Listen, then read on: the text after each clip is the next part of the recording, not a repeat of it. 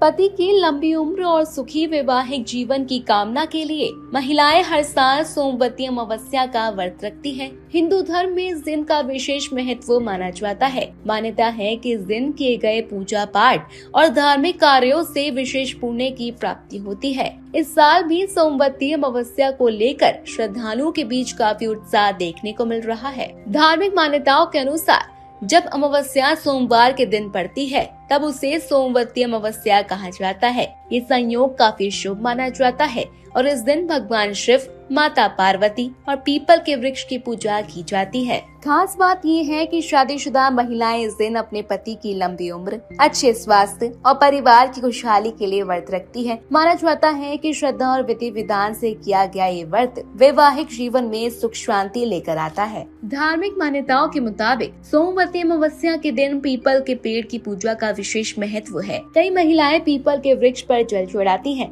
दीपक जलाती हैं और उसकी परिक्रमा करती हैं। मान्यता है कि पीपल के वृक्ष में भगवान विष्णु का वास होता है। इसी वजह से इस दिन 108 परिक्रमा करने की परंपरा भी काफी लोकप्रिय है। कहा जाता है कि पीपल की 108 परिक्रमा करने से जीवन में आने वाली बाधाएं दूर होती है, पति की आयु में वृद्धि होती है। हालांकि ये धार्मिक मान्यताओं पर आधारित विश्वास है। इसके अलावा सोमवती अमावस्या के दिन दान पुण्य का भी विशेष महत्व बताया गया है।